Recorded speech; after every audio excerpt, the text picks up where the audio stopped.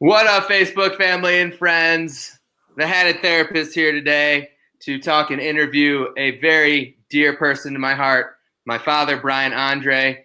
He is the co-owner of Lori Shoes, the soul of Chicago. What up, Chi-Town? How you doing?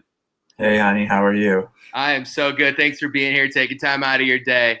My I pleasure. wanted to interview my pops about his journey with being diagnosed with ALS 2.5 years ago. So let's jump right into it. And Pops, if you don't mind sharing, let's hear about diagnosis, where that started in your journey. Sure. So, fall of 2016, I was first diagnosed with ALS. In case people don't know, ALS is a terminal diagnosis currently. We're working to change that. And what happens in ALS, people might also not know this, is that the disease kills your nervous system. As it kills your nervous system, you lose the ability to move. Your muscles die because they're without nerves, muscles are worthless. Totally. So what happens to people with ALS is they become over time paralyzed in various ways. Sometimes they can't walk, then sometimes they can't chew or swallow, sometimes they can't talk, sometimes in the end they can't breathe. And obviously when you can't breathe, that's very problematical.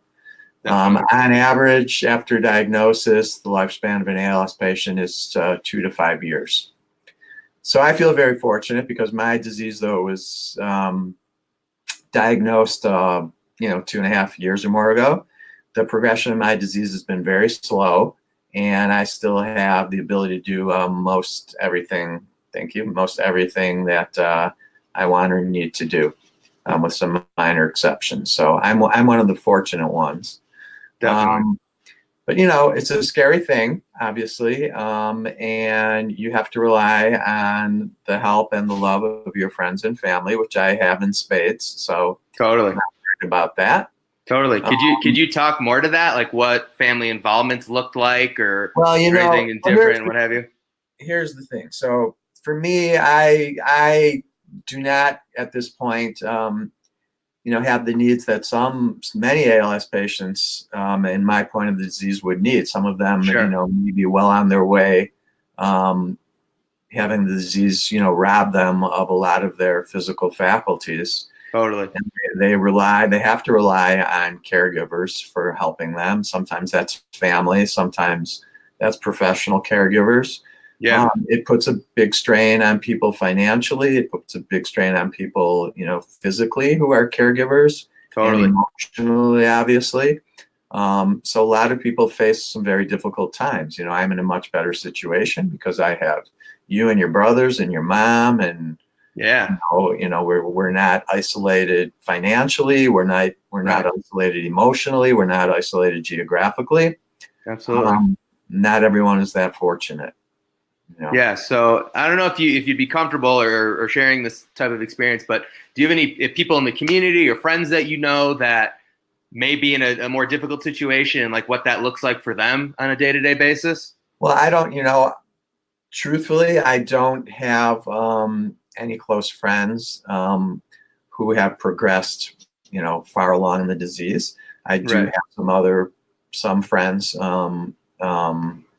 some who are younger than I, some who are older than I, who've been diagnosed. And, it's a strange disease in that everybody's ALS is peculiar or particular to them. It can progress at different rates. It can progress in different ways. Like I say, on average, they still quote 2 to 5 years of time from diagnosis to death in general. But there are outliers. There are people who live long lives. There are people, who don't progress to the full extent that other people do. And knock on wood, I'm in that category so far. I hope to remain. But here's the thing: this disease can strike anybody. It is a disease that is 90% sporadic, which means there's not a genetic component in 90% of the cases. So you or anybody that or rich, poor, young, old, male, female, in the U.S., anywhere else around the world, is subject to being stricken by this disease. There's just not enough known about it as to, you know, how it strikes, why it strikes, where it strikes. It can just, it can happen to any of us, and that's the curious thing about the disease. 100%. I think one thing that a lot of people might want to know is, you know, in regards to your journey, is how you may have, or what you've done to kind of, I know maybe not everything that you've done has helped slow the progression of the disease, but in essence, could you give us kind of an idea of what you've changed in your life, or what you haven't changed in your life that you feel like's helped to keep your ability where you're at, or what have you? Well, you know, I was a person who took care of his health, you know, throughout his life, and I was physically fit and enjoyed sports, and I still do. I'm still able to do a lot of that. Hell yeah. But you know, the first thing that's going to happen when you're diagnosed with this disease is, you know, you're going to, you know, choose who your clinician is going to be. You're going to have a person that's monitoring, you know, your progress every several months. I go in for a doctor visit with my neurologist at here at Northwestern University Hospital, and it's just there's very few medicines currently, but there's a lot of research going on right now. So for me personally, one thing that your mother and I did is we went on a sort of countrywide tour to meet with as many of the leading experts in the research field of ALS as we could. It's awesome. Around the country, you know. Now again, we had the facilities to do that. Not everybody does. Not everybody can even face the disease from the diagnosis. Some people are so frightened by the diagnosis that they more or less kind of curl up in a ball. You know, we weren't that way. We decided we were going to fight. We decided we were going to educate ourselves. We decided to be very proactive. Hell yeah. And it's great that you could do that. And speaking about that proactivity and how great you seem like you've put your space into that and energy into that. Like, I know you all founded this incredible organization. It's called I Am ALS. Tell me about that and what sets that this organization that you started aside from all the other kind of spaces where ALS is. There's a lot. I'll just say there are a lot of great organizations and foundations out there. I think the problem with the ALS world, the way as we saw it, and the reason that we got together with an incredible group of people to create our foundation called I Am ALS, is that you know, not everybody has the capacity that we had to face the disease. You know, it's very scary, and some I think some of the websites or organizations, not to pick on them because they all do great work. Of course. But some of them can be very technical in their presentation of the information that the ALS patients are looking for. Others, you know, can be, frankly, sometimes because of all that information, the technical information, it can be a little frightening, you know, and you're in a very vulnerable position, you and your family, when you're diagnosed with this disease. So what we wanted to be sure with our foundation, our foundation is founded, all the members of our foundation, our founding members, are all either ALS patients or caregivers. Got it. So that's sort of where our different perspective comes from. You know, a real firsthand understanding of the challenges that we face as patients and caregivers. So it's very personal to us. And we felt that it was very important, and what we thought that maybe was lacking in the ALS space was to be sure that, you know, there was at least one place that patients could come to, patients and their family and caregivers, where they can comfortably navigate and be connected with every possible other foundation or website, every resource that was therapist or anyone, right? I mean, in that regard. Right. You know, but we wanted to make sure it was done in a very patient-centric way that was not frightening, and that was easy to navigate, and that was, you know, we could talk to them in just plain English and from a very caring and understanding perspective of patient and caregiver talking to patient and caregiver. And so we want to hook everybody up with every resource that's out there. So we want to connect all of these other great organizations to anyone that comes to our website. And that's sort of one of our main goals at IMALS. Mm-hmm. Yeah. So it's like this landing page of so many resources presented in a way that makes sense to those who have been just diagnosed in a scary, daunting process. And I get that. I mean, one of the comments, heck yeah, Lori Andre, thanks for commenting, asking how diagnosis impacted me when I heard that from you. And to be honest with you, I didn't know what the hell to do. My brain was spinning. I was scared. I was frustrated. And to be honest with you, I wish I had something like that as just a family member to connect me to something or resources in that regard, because shit, like, you told me, and I was just like, wow, like everything stopped, Yeah. Like well, your dad. That's how we were when we got our diagnosis and our confirmation diagnosis. And, we weren't sure how to tell you boys. Right, of course. It's hard for everyone. Family. It's a difficult and scary, it's a difficult and frightening thing to do. Totally. And we hope that at IMLS we've kind of created, like you say, this safe place to land and get that sort of very comfortable, very reassuring, information that can at least allow you to cope and get where you need to go to get whatever information in whatever way that you're most comfortable with to help you sort of settle into that process of, understanding, that you are still you. You've been diagnosed with the disease, but there are positive steps that you can take to make sure that, whatever the course of this disease in your life, you're going to have all the resources possible available to you in order to cope with you and your family. That's incredible. Yeah, no, I love that because, now being in Colorado and a certified life coach and recreational therapist and owning our own business where we see people, it's such a good space for us to learn and be a part of that as like a resource to others because, there are people who don't have enough or don't have the means to really take advantage of this kind of stuff. But with what you're saying with IMLS and the resources and knowing your son and daughter-in-law are therapists, I think it's a great plug to see, how we can get connected or where we can connect people even as a resource for those in the community. And I really want to really quickly before we kind of wrap up, I want you to just to put it out there to people, some daunting, scary, and crazy facts about ALS, if you don't mind sharing, just to kind of give perspective, of like what this disease really is and how ALS is such a positive space to connect people to. So if you don't mind, I would appreciate that. Yeah, we don't want to scare anybody. Right. We don't want to scare anybody, but we know we got places to go. But just to give you some facts, like I've already stated, on average still, at this point, where we are with the science, they say on average 2 to 5 year lifespan from the diagnosis, which is scary.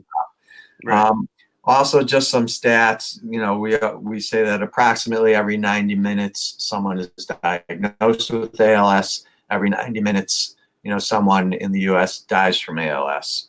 That is just mind-boggling. Another way to think about that wild is that on average, there's about 15 new ALS diagnoses each day here in the United States. So that's about 5,600 people per year. We think currently there's probably somewhere in the neighborhood of 30,000 individuals in the United States that are affected with ALS, as we speak. So it's tough, Again, over 90% are sporadic. There's no known reason or cause for the disease. I mean, the science around it is investigating a variety of causes, a variety of pathways that the disease takes, but only 10% of all those cases have a genetic component. So it can strike anyone, anywhere, at any time, as I said before. What we would like to do is really push the envelope and what's been happening in terms of the research. There's a couple problems with the research. I'll start with the most obvious, and that is money. Money, you got it. Money. I mean, we like to say, unfortunately, we have to say that we don't believe this is an unsolvable problem, that we can't find a cure, but it's a very underfunded disease right now, Sure. relative to a lot of the great work that's been done in solving problems for so many people with other diseases. Totally. ALS is a very underfunded disease. We need a lot more money for ALS research. And Sure. all these organizations, are always, looking to raise funds for research. It's very, Totally. very important. Totally. The other thing to say about that is the type of research, and this is something that involves the scientific community, the drug companies, and the government institutions such as the National Institute of Health, the NIH, and the FDA. There are different ways to do drug trials. Right now, the usual way a drug trial is done, it's over a very extended period of time, many years. They go through a phase, what they call the phased drug trial. Sure. Double-blind placebo trial taking that's phase confusing 1 to me. 4 over as many or more years. People are dying of the disease while they're doing the trials. This is a terrible situation in disease where the average lifespan is 2 to 5 years from diagnosis. It's just kind of mind-blowing. So that they're trying what we and some of the experts in the field, some of this research doctors in the field are trying to do is what's been done in some other diseases is try to shift to what they call platform trials, where they can accelerate the course of the trials. They can get people who are in the trials off the placebo and onto the actual drugs during the trial. Are you doing that as part of IMALS? Well, IMALS totally supports these initiatives, as well as some other initiatives to get, orphan drugs that are not yet available to the public through FDA approval here in the United States into the hands of people who have ALS, because if your choice is, wait for a drug to come on the market through FDA approval, which may take many years. You're not going to be living. You're not going to be living. We are, like we say, we are dying to try any drug that might be available to us, as long as it's considered to be at least safe, which can be tested prior to anyone having access to it. But we need more access to more drugs without having to wait the many years it takes to get drugs approved. Counterproductive. And we need to have these platform studies used by more and more researchers to accelerate, the drugs coming onto the market, so that we can get more, whether it's drugs or other treatments. Stem cell therapy is another avenue that's being explored. But a lot more funding and a lot more research and a lot better structured trials are things that we at IMALS and others are strongly advocating for, both on Capitol Hill in Washington and on the pavement, yo, come on, hit it. We're pounding the pavement. We did a fundraiser here, as you know, your mom and I, and IMALS, along with several other local branches of ALS foundations here in Chicago, just finished up a fundraiser. How did it go, if you don't mind me asking? We don't have all the money in yet. To get the funding. Sure. That's half the battle, right? But it was very successful. We had over 70 or 75 independent small businesses throughout Chicago participate. We're very thankful for all of our fellow merchants that came on board. It can only get better from there year after year. No, fundraising is ongoing. It's ongoing. Right. All of the organizations, all of the foundations are involved in fundraising, and we're trying to come up with more fun, creative ways to do that all the time. It's great. That's awesome. I love it. I think what you're doing is you're providing this hope and encouragement for people to, who are maybe in that space of having fear and uncomfort when they get diagnosed, to really seek that out and find a safe, comfortable space. I think you're providing that so well. So if you could plug and just give us an idea, like how to get to IMALS or who to contact or how to get involved in any ways, that'd be great. Sure. Well, you know what? All of that information is available on our website. You just go to www.iamals.org. Awesome. And there are you could get involved, you can join, you could donate, you could find links to, other resources, Right. other organizations and sites. Mm-hmm. Anything you need, you should be able to find at our imals.org website. Beautiful. Awesome. All right, Facebook Live family, if you got any questions, comments, or concerns, put them down in those comments. Brian and Lori and myself are happy to put you in the right direction, answer any questions that we can. Really appreciate you coming out today and learning about ALS, IMALS, and kind of my own personal experience with it. You know where to find me, the Head Therapist, connectedroots.net. See what's up. We look forward to seeing you soon. Pops, thanks so much for giving us your time and energy. It's really hits home. And we look forward to, connecting again. We'll do another interview at some point, see where you're at. All right. Thanks so much. I'm allowed to say I love you online? Yeah, I love you too, man. Love you. Of course. Lauren too. Absolutely. All right. We look forward to talking to you soon. Everybody have a great rest of the day. Talk to you soon. Peace out. All right. Bye. Later.